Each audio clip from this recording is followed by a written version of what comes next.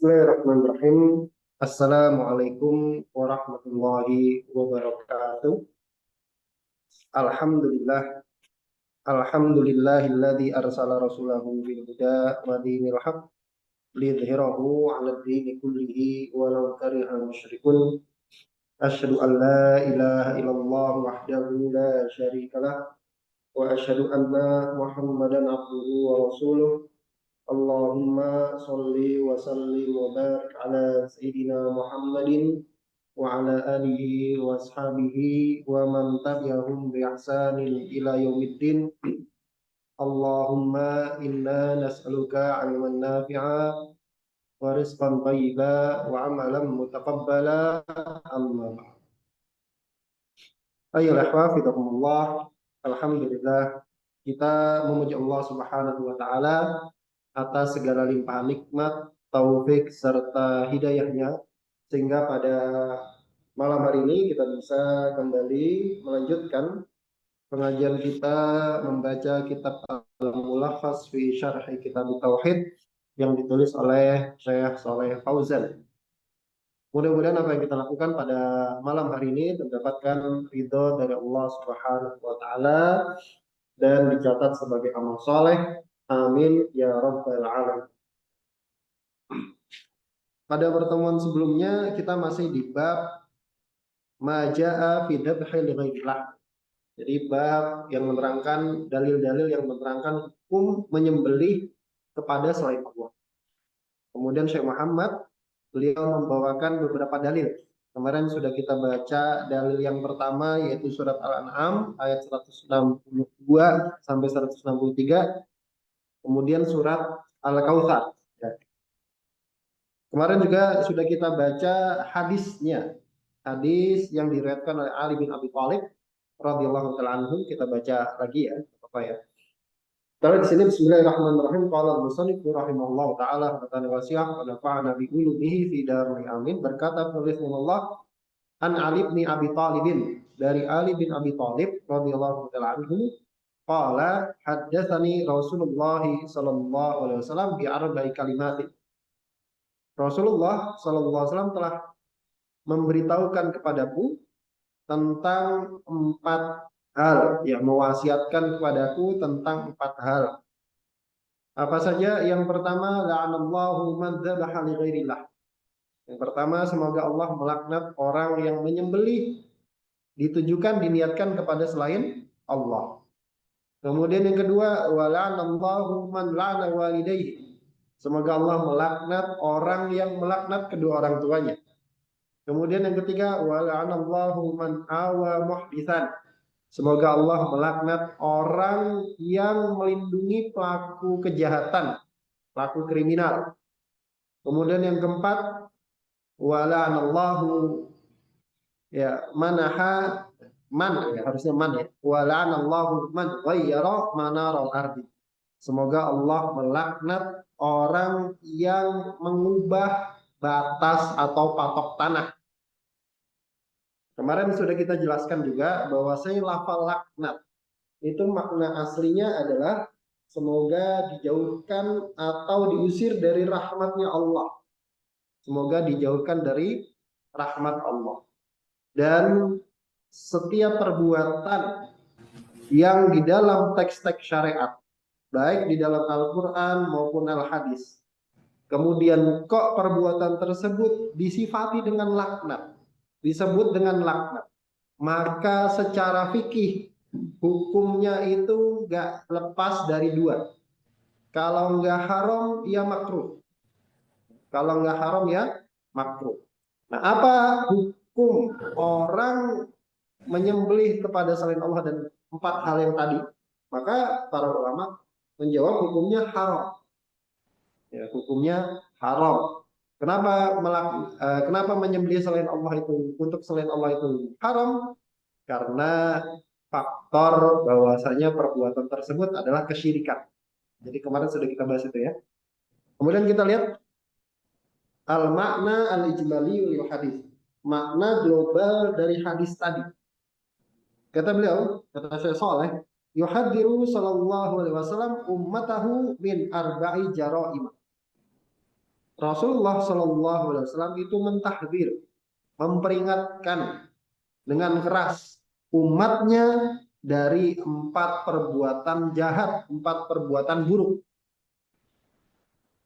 Kemudian fayukhbiru annallaha ta'ala yatrudu min rahmatihi man irtakaba wahidatan minha. Dan Rasulullah Shallallahu Alaihi Wasallam itu beliau mengabarkan, beliau memberitahukan bahwasanya Allah Subhanahu Wa Taala yatrudu min rahmatihi, menjauhkan dari rahmat, mengusir dari rahmat. Siapa? Manir takaba wahidatan minha. Siapa saja orang yang melakukan satu saja dari 4 perbuatan tersebut. Jadi nggak harus 4-4-nya ya. Satu saja maka sudah dijauhkan dari rahmat Allah Subhanahu wa taala. Apa saja? Al-ula, yang pertama, at-taqarrubu bidhabhi ila ghairillah. Dia taqarrub, dia ibadah, dia mendekatkan diri dengan dengan menyembelih kepada selain Allah. Itu yang pertama. Dia taqarrub, dia ibadah dengan cara menyembelih kepada selain Allah. Dengan kemarin sudah kita jelaskan juga 4 rincian ya tentang menyembelih kepada selain Allah. Menyembelih, 4 rincian tentang menyembelih begitu ya. Kemarin sudah kita jelaskan. Kenapa hal tersebut terlarang? Li'annahu sarfun lil ibadati ila ghairillah, ila ghairi mustahiqiha. Karena hal tersebut memalingkan ibadah kepada selain yang berhak untuk mendapatkan ibadah. Jadi ada satu kaidah ya tentang kesyirikan.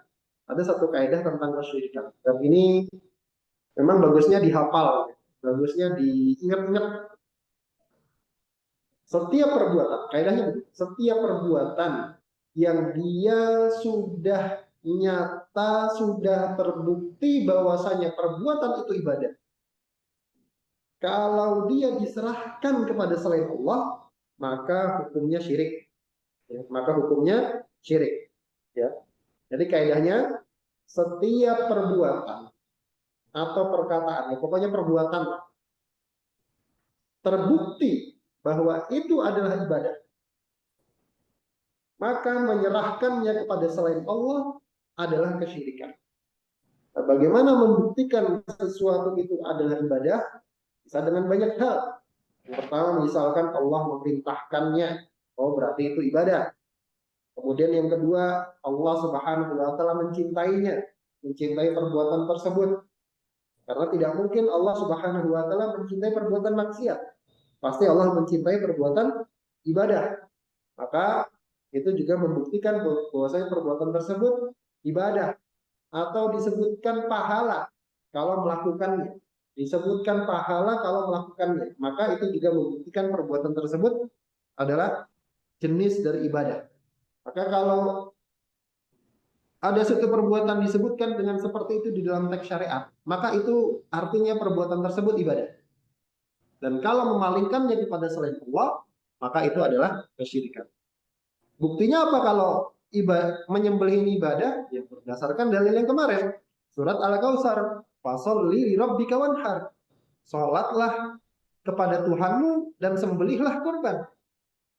Bentuknya perintah. Allah menyuruh untuk menyembelih kurban. Tidak mungkin Allah Subhanahu wa taala menyuruh untuk sesuatu yang maksiat. Pasti itu ibadah. Berarti nahar, dzabah, menyembelih korban itu ibadah. Dan memalingkan ibadah kepada selain Allah adalah kesyirikan. Dipahami ya? Kemudian as-saniyatu, yang kedua, di antara bentuk-bentuk perbuatan buruk yang diperingatkan oleh Rasulullah dalam hadis ini adalah man da'a ala walidayhi bil la'nati aw sabbahuma aw tasabbaba fi dzalika.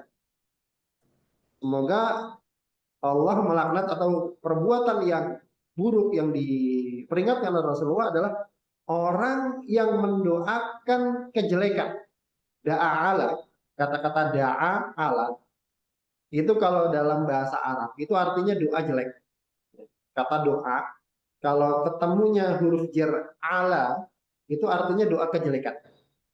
Tapi kalau kata doa ketemu huruf jar ila, maka itu artinya doa kebaikan, gitu ya. Maka di sini da'a ala berarti doa kejelekan. Adalah orang yang mendoakan kejelekan kepada kedua orang tuanya dengan laknat, dengan melaknat kedua orang tuanya. Ausabbahuma, atau mencela kedua orang tuanya. Enggak harus melaknat, tapi mencela. Melaknat kan spesifik. Mendoakan supaya dijauhkan dari rahmat Allah. Spesifik. Kalau mencela itu lebih umum, lebih luas. Atau mencela kedua orang tuanya. Bisa nggak? Kalau zaman sekarang sangat bisa gitu. Kalau zaman Rasulullah itu para sahabat nggak kebayang gitu. Ada orang melaknat dan mencela kedua orang tuanya. Nah itu gimana caranya?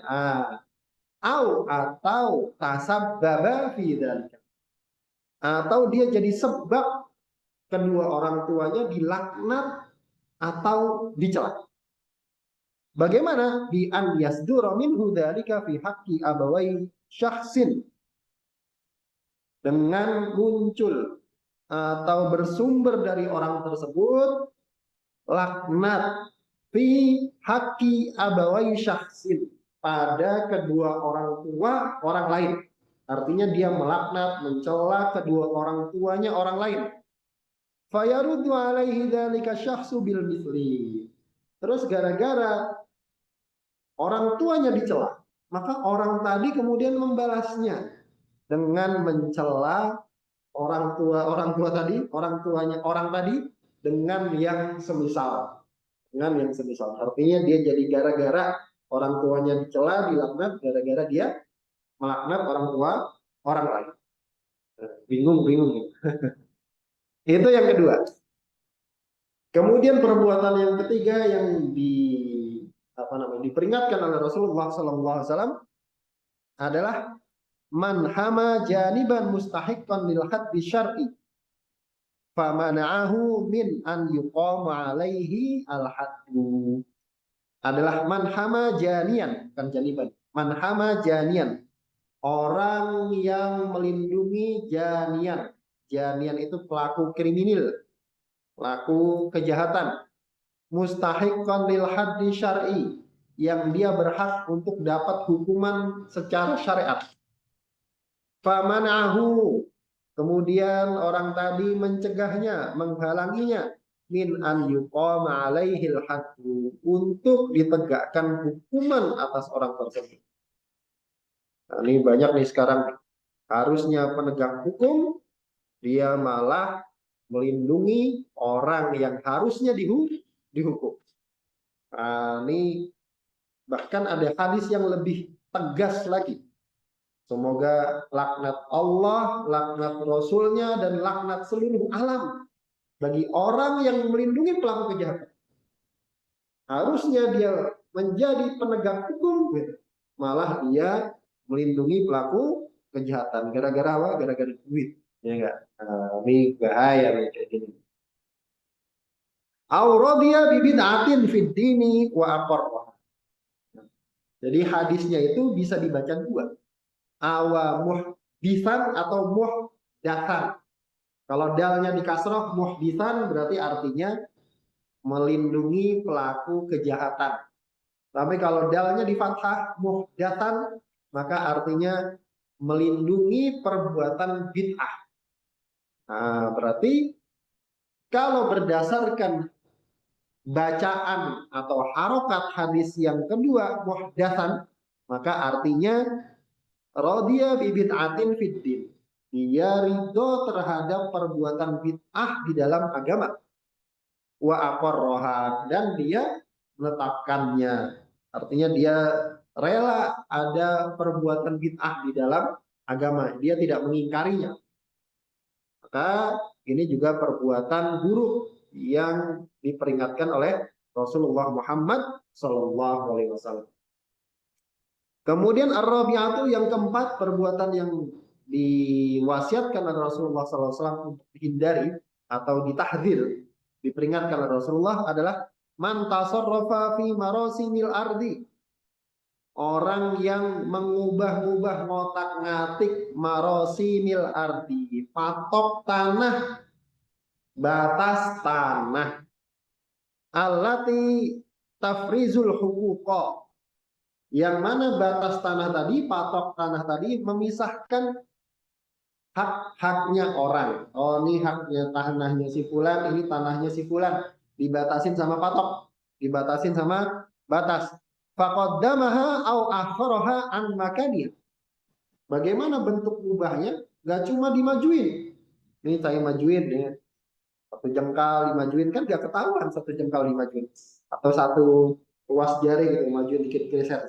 Nah, itu masuk larangan. Au akharaha atau dimundurin.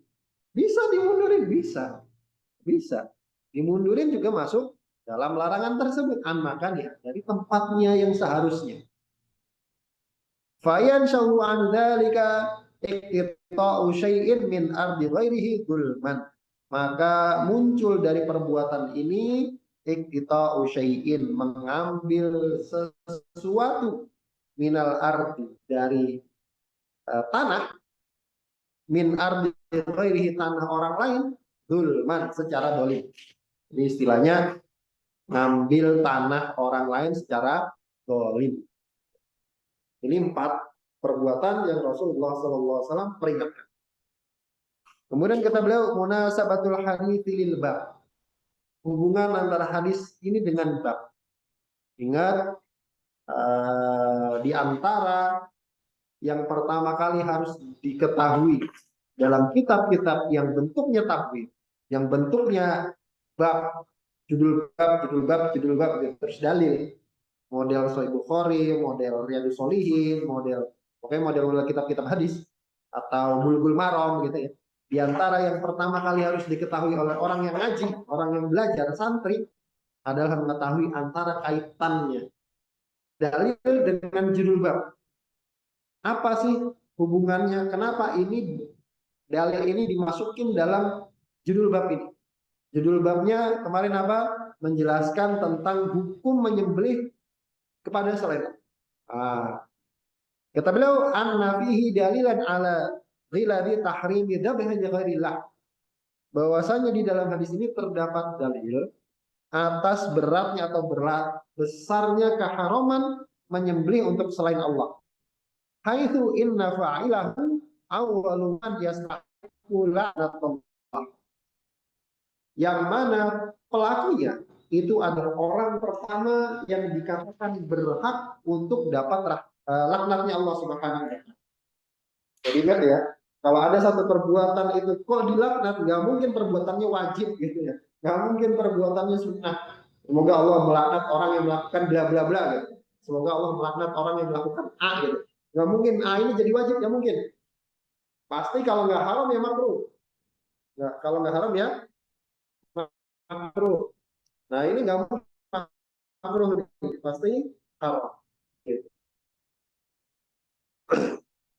Ini kaitan antara hadis dengan judul. Berarti seolah-olah penulis ingin mengatakan hukum menyembelih ditujukan kepada selain Allah itu hukumnya haram. Kenapa? Karena pelakunya dilaknat.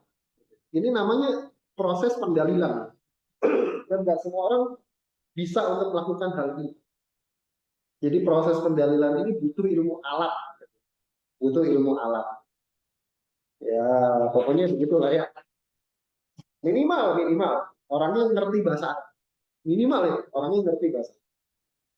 Begitu. Kemudian ma yustafadu minal hadis. Faedah yang bisa kita ambil dari hadis ini.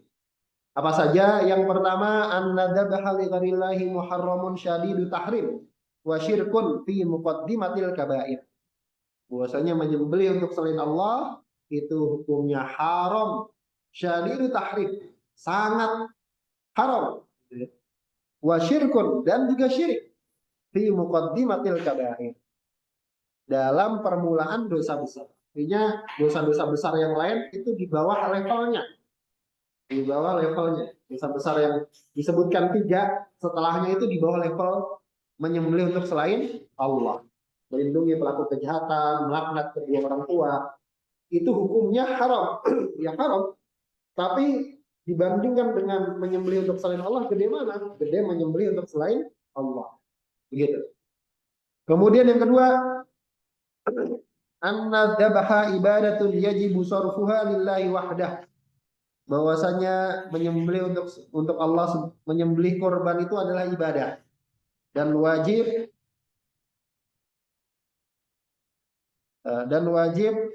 menyerahkannya kepada Allah Subhanahu wa taala saja. Ini pertanyaan.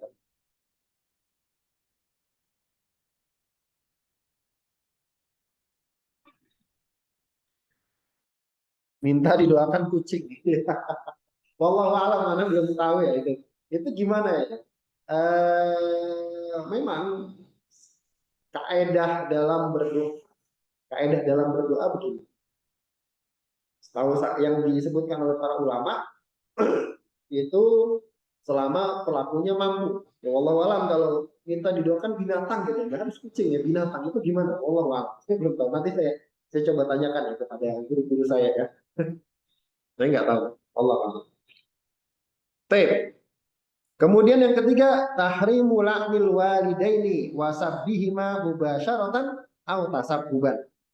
Hadis ini juga menunjukkan haramnya melaknat kedua orang tua dan mencela kedua orang tua mubasyaratan secara langsung au tasabbuban, atau jadi penyebab kedua orang tuanya dilaknat atau dicela. Kemudian yang keempat, tahrimu munasaratil mujrimina wa himayatihim min tatbiqil haddi syar'i alaihim wa tahrimur ridho bil bid'ah. Hadis ini juga memberikan faedah haramnya menolong, membantu mujrim, orang yang berbuat kriminal, pelaku kejahatan. Wa himayatihim, dan menjaga mereka dan melindungi mereka min tatbiqil haddi syar'i, dari ditegakkan hukum syariat, dari ditegakkan hukum secara syar'i alaihim atas mereka, wa tahrimur ridho bil bid'ah, dan haramnya juga sikap ridho terhadap bid'ah. Kemudian yang kelima, karena semuanya disebutkan dengan lafaz laknat ya, berarti itu menunjukkan perbuatannya haram. Yang kelima, tahrimu tasarrufi fi hududil ardi bi taqdimin aw ta'khirin. Haramnya mengubah-ubah batas tanah baik dengan dimajuin atau dimundurin. Kemudian yang keenam, jawazu la'ni anwa'il fusaqi li ajli zajri anil ma'asi. Bolehnya melaknat jenis perbuatan fasik untuk tujuan memperingatkan dari maksiat. Diboleh untuk mengatakan laknat terhadap perbuatan yang memang itu maksiat, gitu ya. Memang itu perbuatan kefasikan. Semoga Allah melaknat pelaku zina. Misalkan di dalam teks syariat, misalkan di dalam teks syariat nggak ada lafaz laknat, tapi itu terbukti sebagai perbuatan fasik, terbukti sebagai perbuatan maksiat. Boleh nggak kita katakan laknat? Boleh, boleh. Ya, selama itu terbukti secara qat'i begitu ya, bahwasanya perbuatan tersebut kefasikan. Begitu. Kemudian yang berikutnya, dalil yang berikutnya adalah beliau membawakan hadis yang terkenal ya, hadis lalat, gitu ya. Karena di sini tsumma qala al-musannif rahimahullah an Thariq bin Shihab, dari Thariq bin Shihab. Siapa Thariq bin Shihab? Thariq bin Shihab wa Thariq bin Shihab al-Bajali al-Ahmasi. Thariq bin Shihab al-Bajali al-Ahmasi. Ra'an Nabi sallallahu alaihi wasallam wa lam yasma' minhu. Beliau sahabat. Thariq bin Shihab ini sahabat. Berjumpa dengan Nabi, melihat Nabi, bertemu dengan Nabi, tapi walam yasma' minhu, tapi belum pernah mendengar hadis dari Nabi secara langsung. Belum pernah mendengar hadis dari Nabi secara langsung, artinya ketemu Nabi, berjumpa Nabi, tapi nggak ngaji sama Nabi. Sahabat yang seperti ini banyak. Ada beberapa lah ya, sahabat-sahabat yang seperti ini. Kenapa? Karena sahabat Nabi itu ratusan ribu gitu ya, dan tidak jadi ulama semua. Ini yang harus diperhatikan. Ya nih para sahabat begini gini gini. Iya, tapi tidak jadi sahabat semua, Mas, gitu ya. Meskipun mereka semua dihukumi udul, dihukumi adil, tapi tidak jadi sahabat, tidak jadi ulama semua. Gitu. Nah, kalau tidak pernah mendengar dari Nabi, maka hadis mursal. Hadisnya mursal. Mursal itu tidak marfu dari Nabi. Artinya terputus sampai si Tariq bin Syihab. Terputus dari Tariq bin sampai Tariq bin Syihab. Kalau terputusnya di bawah sahabat, mursalnya selain sahabat, maka hadisnya langsung jatuh nih. Hadisnya terputus. Dia bisa jadi dhaif hadisnya. Kalau terputusnya pada selain sahabat, pada selain tingkatan sahabat. Nah, sekarang terputusnya pada tingkatan sahabat. Nah, ini para ulama berbeda pendapat nih. Kalau hadis ini terputus pada tingkatan sahabat. Contohnya seperti ini. Yang meriwayatkan sahabat Nabi berjumpa dengan Nabi tapi nggak pernah dengar langsung dari Nabi. Tiba-tiba dia ngomong, qala Rasulullah sallallahu alaihi wasallam. Rasulullah sallallahu alaihi wasallam bersabda. Berarti kan dia tidak dengar langsung, dia dengar dari orang lain. Dia tidak menyebutkan orang yang meriwayatkan kepada dia. Artinya dia menyembunyikan, dia tidak menyebutkan dari mana dia dapat hadis ini. Dia nggak dapat hadis ini secara langsung pastinya. Kalau terputusnya, paham ya? Kalau terputusnya pada selain sahabat, itu kemudian hadisnya jatuh itu. Hadisnya jatuh. Tapi ini terputusnya pada tingkatan sahabat. Nih para ulama kemudian berbeda pendapat. Maka mursalun sahabi ini statusnya, mursal sahabat. Ya. Kalau Syekh Shalih Al-Utsaimin mengatakan mursal sahabat kalau menunjukkan atas sesuatu yang gaib. Begitu ya. Sesuatu yang gaib, sesuatu yang apa namanya pahala gitu, menceritakan tentang pahala atau tentang yang gaib, hal-hal yang sebelumnya maka dihukumi tidak mursal, dihukumi bersambung, mau marfu, dihukumi marfu, dihukumi marfu. Oke. Mata Tariqun sanata, beliau wafat pada tahun Salasah wasamanun minal hijrah radhiyallahu taala. Dia wafat pada tahun 83 Hijri. Kata Tariq bin Syihab, anna Rasulullah sallallahu alaihi wasallam qala. Rasulullah sallallahu alaihi wasallam bersabda, dakhalal jannata rajulun fi dzubabin wa dakhalan nara rajulun fi dzubabin. Ada orang masuk surga gara-gara lalat, fi dzubab ay bisa babi dzubab, sebab lalat. Dan wadah kholan naro rojulun fi dzubabin, dan ada juga orang masuk neraka gara-gara seekor lalat. Qalu, kemudian para sahabat bertanya ketika Rasulullah ngomong begini. Wa kaifa dzalika ya Rasulullah? Gimana itu bisa terjadi wahai Rasulullah? Qala, kemudian Rasulullah menjawab, marra rujulani ala qaumin lahum sonamun. Dua orang ini dia melewati satu kaum, satu kampung begitu ya, satu daerah yang lahum sonamun, yang mereka punya berhala. Sonam adalah makanan manhutan ala suratin. Disebut sonam itu kalau dipahat, ada pahatannya, ada bentuknya.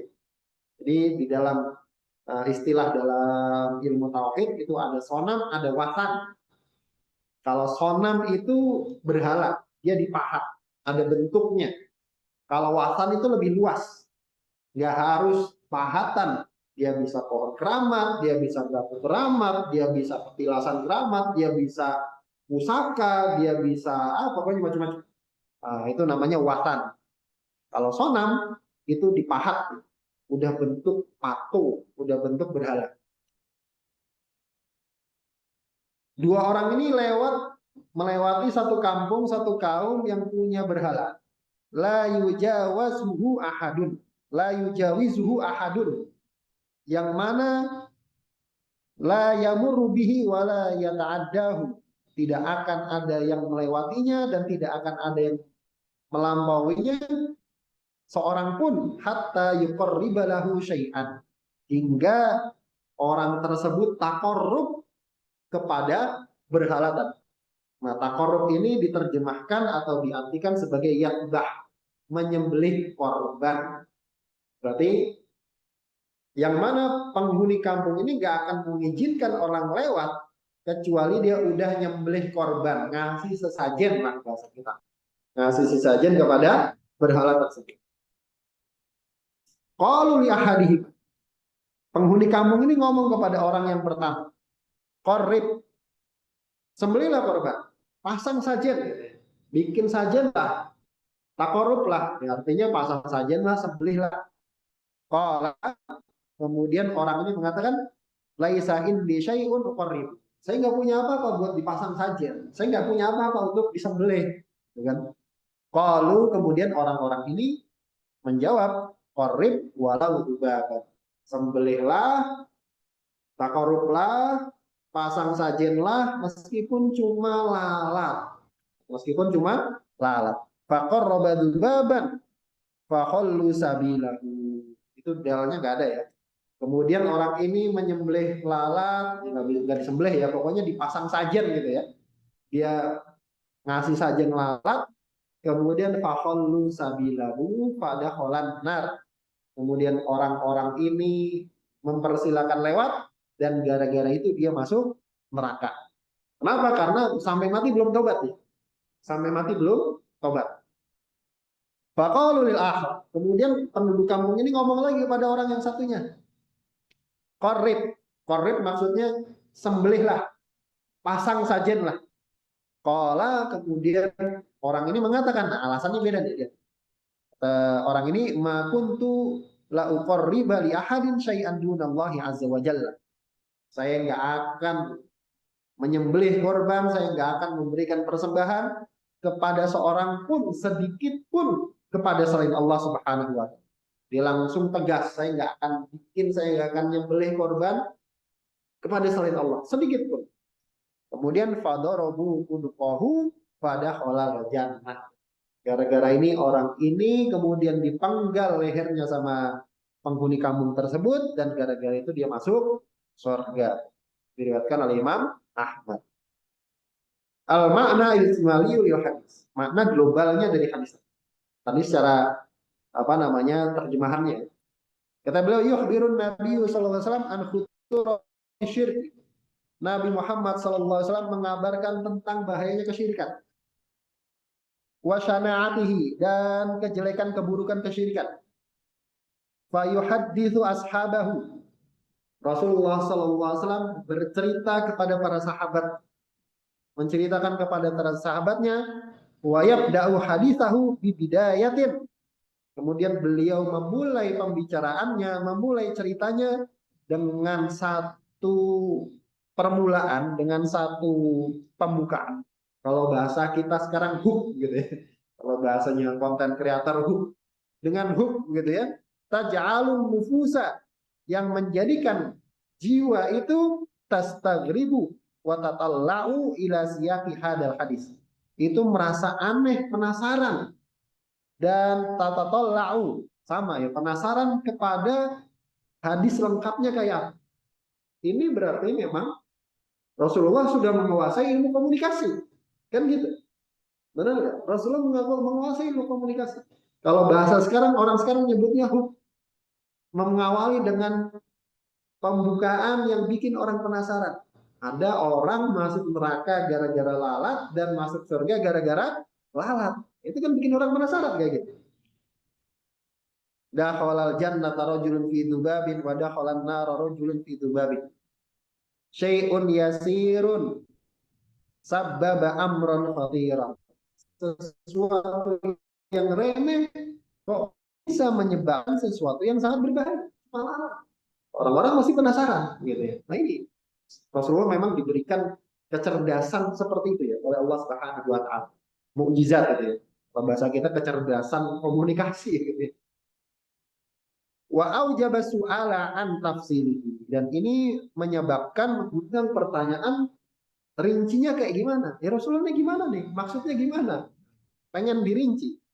Wa huna yufassilu fa yaqul, kemudian di sini Rasulullah mulai merinci dan beliau bersabda, inna rajulaini yadharu annahuma min bani Israil. Dua orang tadi itu secara zahir adalah kaum dari Bani Israel. Kaum dari Bani Israel. Berarti kan amrun ghaibi, sesuatu yang sudah lampau, gaib. Nah, berarti makanya di sini meskipun mursal sahabat hukumi marfu. Hukumi marfu. Aroda al-uburo ma'amakanin yuhallu fi sahatihi sonamun.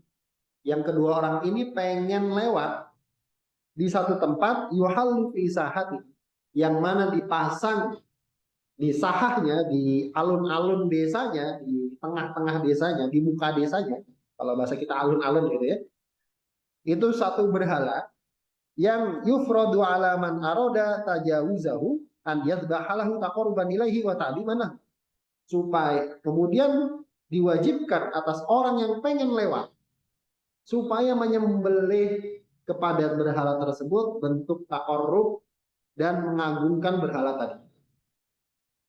Fatolaba ubadu dzalika sonami minar rajulaini at-tamasyya ala hadzal nizam syirk.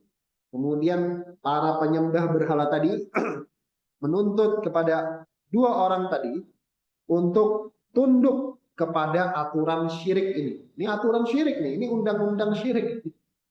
Yang mau lewat sembelih korban dulu. Kalau enggak, nah gitu kan. Fa amma ahaduhuma fa'tadara bil adam. Adapun orang yang pertama, dia beralasan, jujur pertamanya apa? Bil adam. Enggak punya. Saya enggak ada sesuatu apapun. Saya enggak punya apa-apa buat dikorbankan gitu. Kan tadi ngomongnya gitu.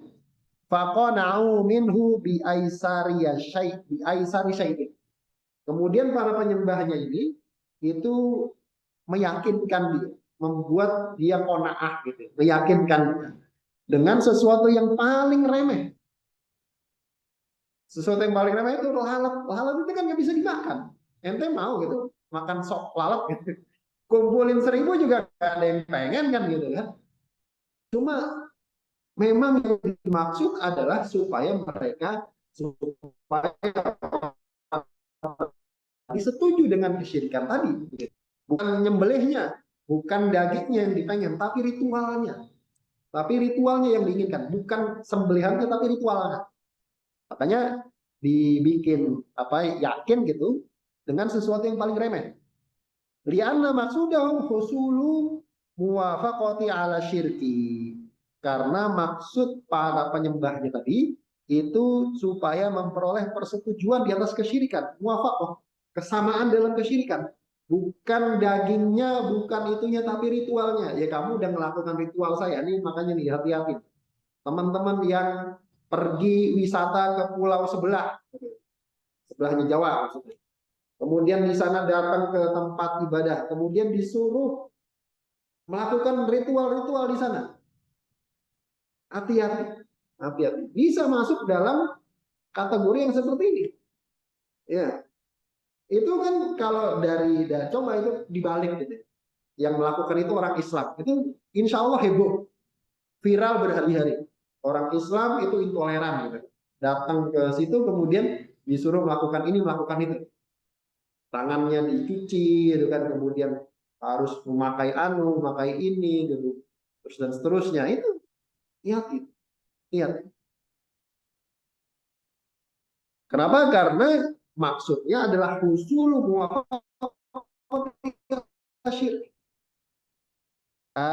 supaya ada kesamaan dalam ritual kesyirikan.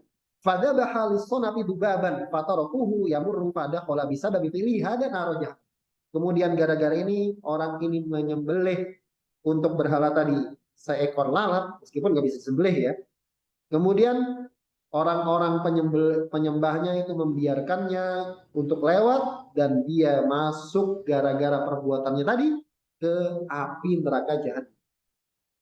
Li'annahu fa'ala syirka wa wafaqahum alaihi wa talabu, karena orang tadi telah melakukan kesyirikan dan setuju terhadap kesyirikan tersebut, orang-orang tersebut. Wa talabu minal akhar. Kemudian para penyembahnya tadi ini meminta kepada orang yang kedua, an yuqarriba lis-sonabi, untuk menyembelih kepada berhala. fa'tadara bi anna hadza syirkun. Nah, alasan orang yang kedua ini beda. Dia langsung bilang ini syirik, Pak. Nah, kalau teman-teman datang gitu ya, ke tempat-tempat wisata kemudian disuruh yang aneh-aneh, bilang aja, Pak, ini syirik, Pak, saya nggak mau. Nah, gitu. Ini orang lewat loh supaya selamat. Ini kadang-kadang kita datang sendiri gitu ke sana, kemudian disuruh aneh-aneh gitu, mau-mau aja lagi. La haula wala quwwata. Wala yumkinu an yaf'alahu, dan tidak mungkin saya untuk melakukannya, tidak mungkin untuk melakukan. Faqataluhu fadakhalal jannah. Maka kemudian orang-orang tadi membunuhnya dan gara-gara ini dia pun masuk surga. Limtinahi minasyirki, karena dia menolak untuk melakukan kesyirikan. Habiskan ya. Munasabatul hadis bil bab, hubungan antara hadis ini dengan bab, annahu dalla ala anna dzabha ibadatun. Hadis ini menunjukkan bahwasanya menyembelih korban itu ibadah. Karena tadi pelakunya masuk surga gitu ya. Wa anna sarfahu li ghairillahi syirkun, dan memalingkan ibadah kepada selain Allah syirik. Itu kaidahnya tadi seperti tadi. Kemudian ma yustafadu minal hadis, faedah dari hadis ini yang pertama, bayanu khuturati syirki walau fi syai'in qalilin. Penjelasan tentang bahayanya kesyirikan walaupun pada sesuatu yang sangat remeh. Kemudian yang kedua, anna syirka yujibu dukhulan nar. Kesyirikan itu mengharuskan masuk ke dalam neraka. Wa anna tauhida yujibu dukhulal jannah. Dan tauhid itu mengharuskan pelakunya masuk ke dalam surga. Kebalikan. Kemudian yang ketiga, annal insana qad yaqau fi syirki wa huwa la yadri annahu syirku alladzi yujibun nar. Seseorang kadang itu terjatuh ke dalam kesyirikan dalam keadaan dia nggak tahu bahwa perbuatan itu syirik. Bagaimana orang yang pertama tadi? Alladzi yujibun nar, yang mana hal itu mengharuskan dia masuk ke dalam neraka. Dia nggak ngerti, lu atau masuk neraka. La haula wala quwwata. Kemudian yang keempat, at-tahdhiru minadz dzunubi wa in kanat shaghiratan fil husban. Peringatan keras dari dosa meskipun terlihat kecil. Meskipun terlihat kecil. Kemudian yang kelima, anna hadzal rajula dakhalan nar bisababin lam yaqsidhu ibtida'an. Orang yang pertama itu masuk surga dengan sebab yang tidak dia niatkan dari awal. Wa inna ma fa'alahu takhallusan min syarri ahli sanam. Hanyalah dia melakukan hal tersebut untuk melepaskan diri dari keburukan penghuni atau penyembah berhala tadi. Maksudnya awalnya dia nggak mau untuk itu, tapi setelah diyakinkan, oh ini cuma lalat kok nggak apa-apa. Nah, setelah diyakinkan maka akhirnya dia jadi melakukan kesyirikan. Kemudian yang keenam, annal muslima idza fa'ala syirka abtala islamahu wa dakhalan nar. Bahwasanya seorang muslim apabila dia melakukan kesyirikan, maka kesyirikan tersebut akan membatalkan keislamannya wa dakhalan nar, dan masuk ke dalam neraka. Li'anna hadzal rajula kana musliman wa illa lam yaqul dakhalan nar fi babin. Kenapa? Karena laki-laki yang pertama ini tadinya muslim. Tadinya muslim. Dari mana? Dari perkataan Rasulullah, dakhalan nar fi dzubab. Masuk neraka, masuk ke dalam neraka gara-gara lalat. Kalau orang ini dari awal bukan muslim, Rasulullah nggak akan ngomong begitu. Kenapa ya? Karena kalau bukan muslim, ya dia udah pasti masuk neraka kan gitu kan. Bukan muslim kok. Ngapain disebut masuk neraka gara-gara lalat? Oh berarti tadinya dia muslim nih. Kemudian masuk neraka gara-gara lalat. Kemudian yang ketujuh, annal mu'tabaro amalul qalbi wa in saghara amalul jawarihi wa qalla. Bahwasanya yang menjadi tolak ukur itu adalah perbuatan hati, meskipun perbuatan anggota badannya itu kecil dan sedikit. Ingat tadi disuruh berkorban seekor lalat. Lalat itu kalau dikumpulin jadi sekilo juga nggak pengen kan gitu kan. Kalau daging kambing sekilo kan enak, kan bisa disate. Nah ini daging lalat gitu sekilo gitu, siapa yang pengen? Tapi yang dimau apa? Ya amalan hatinya. Amalan hatinya. Dia setuju dengan kesyirikan. Nah, itu yang dipengenin itu. Kemudian yang kedelapan, an-nadzabha ibadatun wa sarfuhu li ghairillahi syirkun akbar. Bahwasanya menyembelih adalah ibadah dan memalingkannya kepada selain Allah adalah syirik akbar. Ini kaidahnya. Kaidahnya selalu. Kemudian yang kesembilan, fadlu tauhidi wa azimu samaratihi. Hadis ini juga memberikan faedah keagungan tauhid dan besarnya buah tauhid. Itu masuk ke dalam surga. Kemudian yang terakhir, fadilatus sabri alal haq. Hadis ini memberikan faedah keutamaan sabar di atas kebenaran. Begitu. Wallahu ta'ala alam bisawab. Cukupkan habis ini. Mudah-mudahan yang sedih manfaatnya. Yang benar tanya dari Allah Subhanahu wa taala dan Rasulnya, dan salah dari saya pribadi dan dari syaitan dan saya. Kita tutup dengan baca doa kafaratul majelis. Bismillahirrahmanirrahim. Subhanallah bihamdika asyhadu an la ilaha illa anta astaghfiruka wa atubu ilaik. Assalamualaikum warahmatullahi wabarakatuh. Jazakumullah khairan.